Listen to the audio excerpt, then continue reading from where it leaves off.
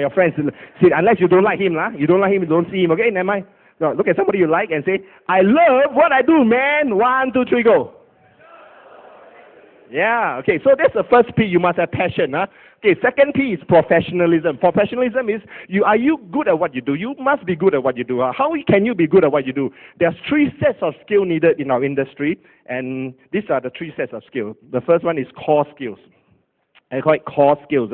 For example, you are in this line. You must know investments. You must know what is bonds, what is equity, Sharpe ratio. You must know standard deviation. You must know some of these things. What's happening? What is sectorial funds, thematic funds? You must know insurance, estate planning. So these are called core skills. So for example, a teacher, a core skill is teach. Dentist, core skill, plug 2. Take out the 2, right? You must know. Imagine you go and see a doctor, and the doctor look at you. Then he bring out a textbook and start to look. Maybe you have cancer, maybe not. Maybe heart attack. You scared or not? So you must have a set of core skills. Very important to have a core skills in our business. So, for example, CFP, go and take your CFP. Go and study. Whatever courses there is, continue to go and study. Don't stop learning. So the second skill we call it life skills. Life skills are, we call it goal setting. You must set your goals. Self-discipline, you must empowering attitudes, things like this, your life. You must be able to manage your life. Because if you cannot manage your life well, you cannot manage your client's money. If you have no discipline. For example, when I attended my first MDRT convention, when I hit my first MDRT, and I attended, this is one of the best meetings I've ever attended in my life. And I tell myself, every year, whether rain or shine, recession, no recession, I will do MDRT. And this is 18 years ago. I did 18 years MDRT every year. Right? So that was something that I set for myself. I said, I must do it. Because if one day I want to stand and speak to people, I must have that credibility. Sometimes you get sales trainers who don't sell. They come and tell you about selling, but they don't sell themselves. Right? So it's very important to do that. So empowering attitude. Right? So life skills. You cannot be coming to office at 11 a.m. and then you drink coffee, read newspaper. Then lunchtime you meet with your fellow advisors, have lunch. And every lunchtime you meet with fellow advisors. How are you going to do your sales? You got to go and see clients. I do 3 to 5 appointments every day. Yeah, by choice. I don't work really by work. I enjoyed it. You can see. And my clients love me. True or not? You tell your neighbor, my clients love me. 1, 2, 3, go. Your neighbor, don't tell me. Tell your neighbor. 1, 2, 3, go. So your clients will love to talk to you. So you must have life skills. Your attitude determines your altitude. Let me say again. Your attitude determines your altitude. So your attitude in life determines how high and how far you want to fly. There was a chicken farmer. One day he went to the forest. He is a chicken farmer. He picked up an egg. It's an eagle's egg. So he put this egg together with all the chicken eggs. So the eaglet hatched. Look around him. All chickens. Yellow color, right? So the eaglet begin to think he's a chicken and begin to behave like a chicken, right? Pecking and scratching on the floor. And the truth in life is this: whatever you believe, you'll behave. So this eaglet grew up to be an eagle, behaving like a chicken. So one day a friend of the farmer came and said, hey, this is a very strange creature. How come the eagle is supposed to fly in the sky? It's a majestic creature. How come he's behaving like a chicken? So he took the eagle and threw the eagle to the air. Eagles fly, But eagle in his mind says, what? Your chickens cannot fly. My auntie, uncles never fly. He go to the floor again, scratching and pecking on the floor. So exasperated, the friend of the farmer put the eagle perch on his arm, walk all the way to the edge of a cliff. So the eagle is on his arm. So he eyeball the eagle. You better behave like eagle. If not, you become KFC, Kentucky Fried Chicken. So he threw the eagle out into the sea, 80 miles an hour. I know, chickens cannot fly. Suddenly he spread out his wings. And for the first time in his life, he flew. I believe I can fly. I believe I can touch the sky. The first time in his life, he realized he's not a chicken, he's an eagle. We got to have eagle attitudes. We cannot be behaving like chickens, Yeah, I know your regulation here changed overnight. I know your inflation rate is high, your interest, there's a lot of challenges. But you see, if you conquer in spite of the challenges, then you are great. In spite of. Don't live a life that is because of. Because of the regulation. Because the interest rate fixed is so high. How am I going to sell? If you live because of, you're not great. But in spite of this, I will overcome. I will be better. I'll be stronger. Then you will be great in your life and in your business. So we must have life skills. The third set of skills, we call them soft skills. Communication skills, connecting skills, EQ, the ability to communicate, the ability to connect with people. That's very, very important. So, see? Okay. What's the difference between a squirrel and a rat? You see, when you see a squirrel, especially ladies, when you see a squirrel, what you do? So cute, take photo, right? That's what Singaporeans will do. Singaporean ladies, wow, cute, squirrel. But when a lady see a rat, actually a squirrel and a rat is the same. No? They belong to the rodent family. But how come when people see squirrel, they're so excited? They see rat, they're scared? It's because of this.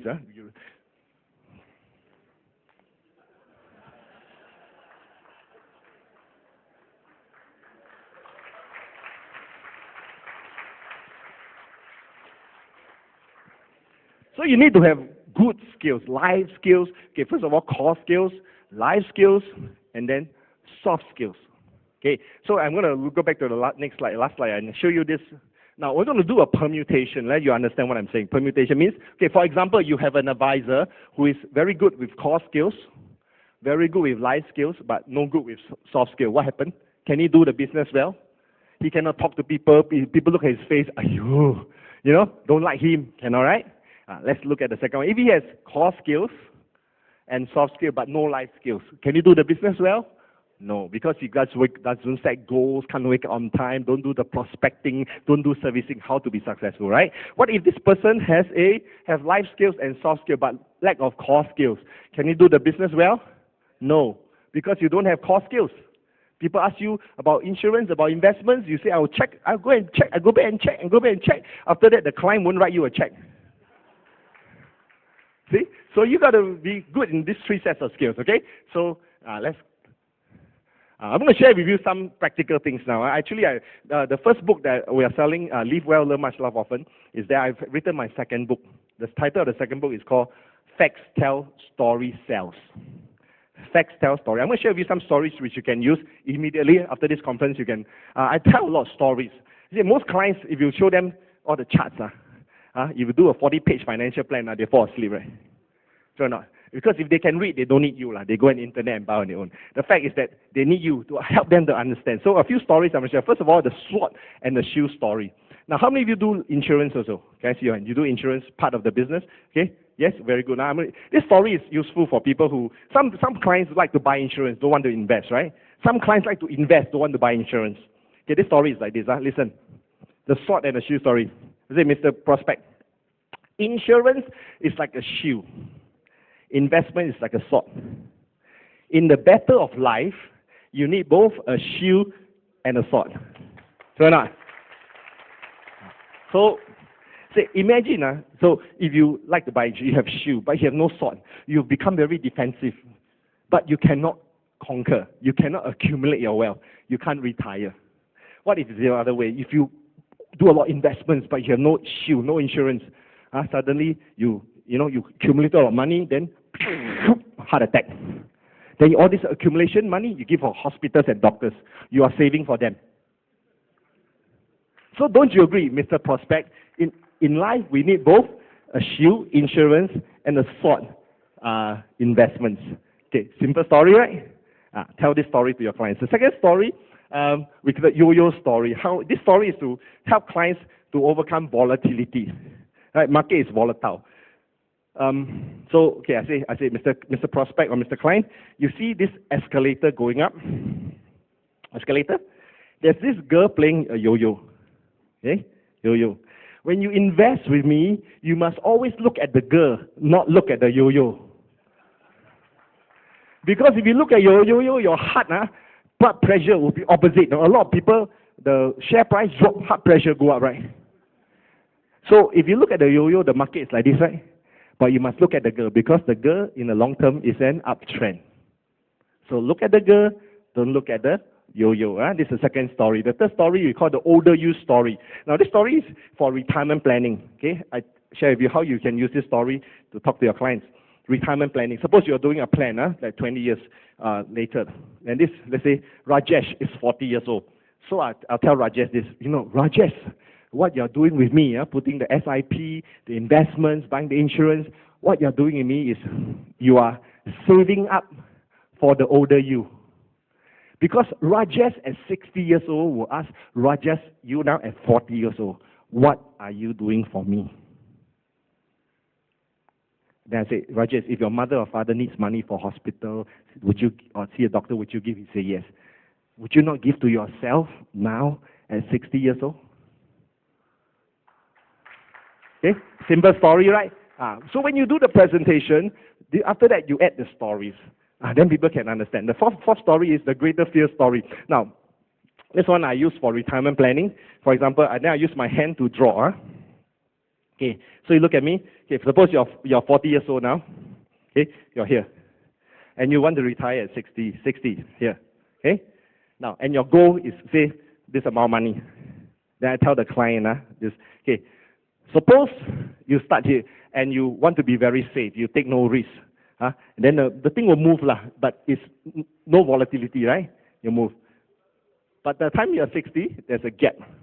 But if you do invest, it's volatile, up and down, right? But at least you have a chance to hit your goal. Okay, understand? Then I ask the client, which is your greater fear?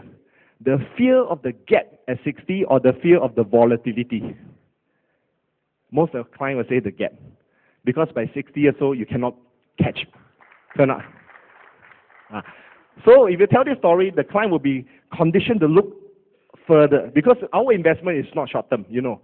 Right? Short-term, this year can give you 30%, but can you guarantee next year? You can't. But at least you know in the long term, 5, 10, 15 years, you know the market is in uptrend. You will be able to beat inflation. So that's the thing. So these are the 4 stories. I'll share with you one more story. Now, how I do SIP or RSP? I tell a story. You know, people understand housing. They don't understand in Singapore, house is like India, right? People like to buy a house. Singapore also. But our land is very small. You know, Singapore, if you drive from east to the west, 1 hour, 10 minutes, you know, you will hit the sea, you go to the sea.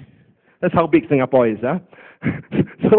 So people like to buy a house. I'll tell them, okay, suppose you buy a house, Mr. Prospect, you buy a house, say, 200,000, one house. Then next year, the house price dropped to 100,000. If you have money, you buy one more house.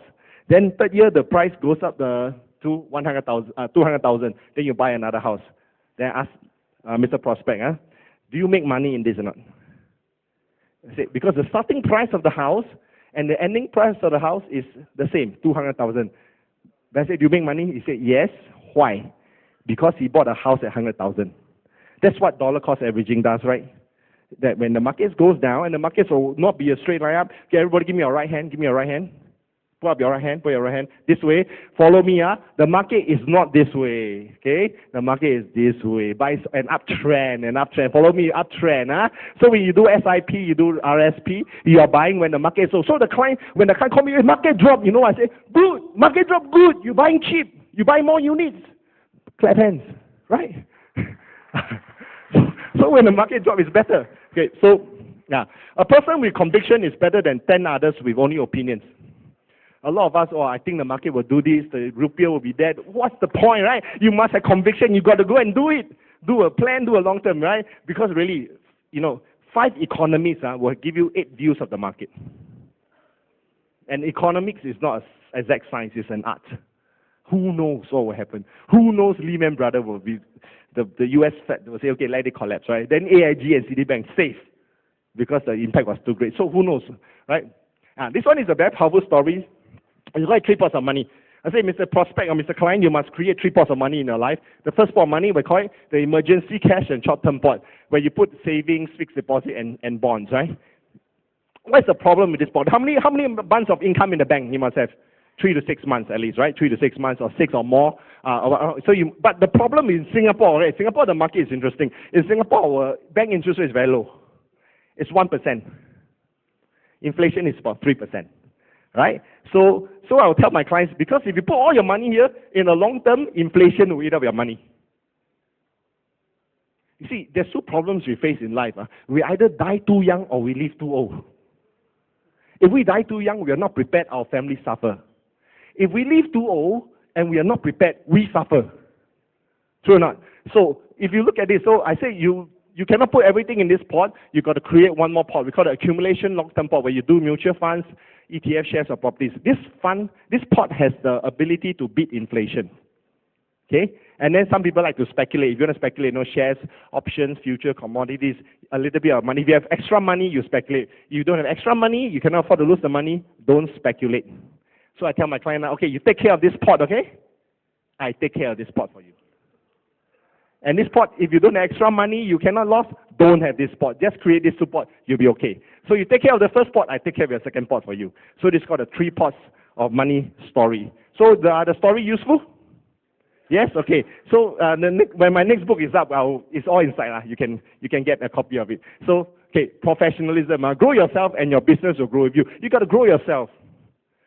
Because this business is a business of growth. You want to grow your clients, grow yourself. True or not? You want to grow your AUM, you got to grow yourself. If you don't grow yourself, your business will not grow. 4 channels of growth. First of all, formal learning, continual learning, like what you're doing here.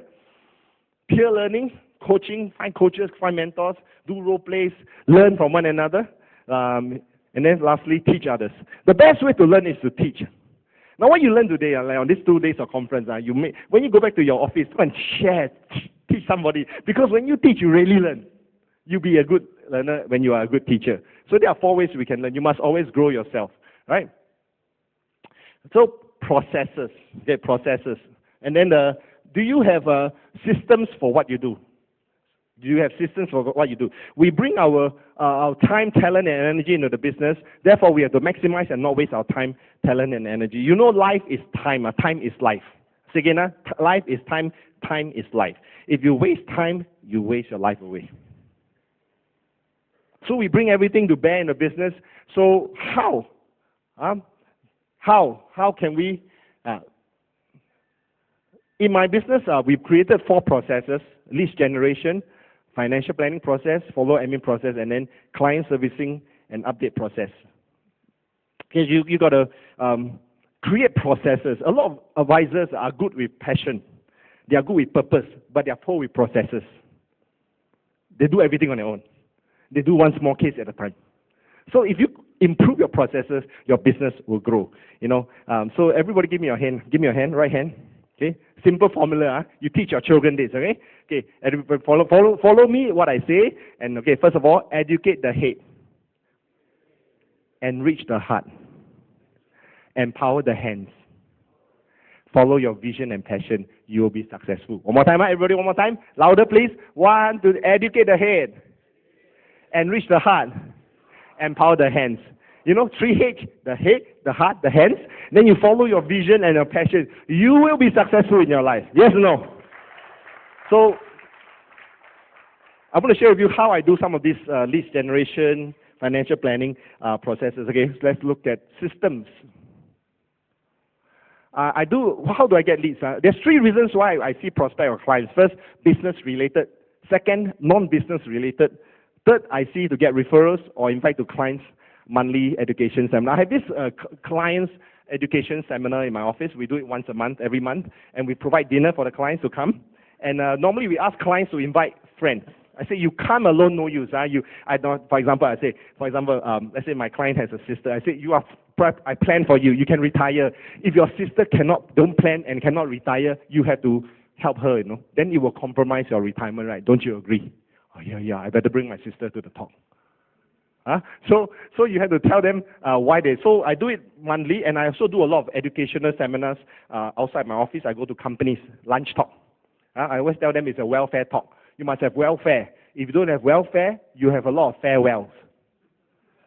And then many times I find that this non-business related is sometimes more important than business related. You agree with me? See, what is the value of a business? The value of a business is in 2 very important factors. First factor, we call it relationships, right? If you don't have relationship with your client, you don't have a business. Your business has no value, right? Secondly, data of clients, updated data. Suppose an accountancy firm want to sell the accounts, want to sell the firm. Then you ask them, when is your balance sheet done? 3 years ago. Is it valuable? No more, no value. So you must have good relationship with clients, and your information with clients must be updated. Then when you retire, you sell the business, it's valuable. Because your AUM has a passive income, you can actually sell. In my company, we can sell the business. Somebody takes over, pay you 3 years of recurring income. So that's the value. So I do a lot of this non-business related. I remember when I was a young agent, there's one time I went to this talk, and there's this advisor share about how she buys birthday cakes for clients, birthday cakes. So I tried. When I went back to Singapore, I tried. So one of my clients has a birthday.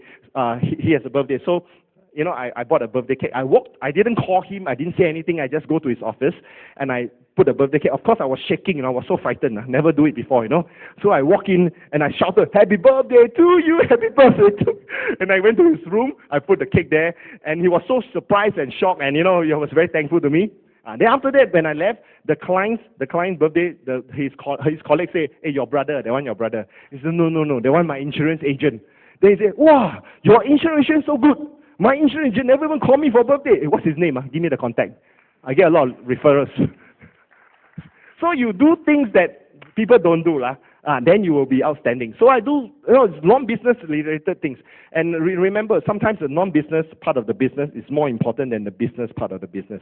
I repeat this to you. You listen carefully. Sometimes the non-business part of the business is more important than the business part of the business. So you've got to manage your client's relationship well. Okay, so these are the processes. And I do a lot of seminars. That's why I actually did MDRT for a lot of years, 10 years. I couldn't break through the COT. I couldn't until I start doing seminars. Because, I can talk, right? Yes or no? People like me, right? I can sing, right? So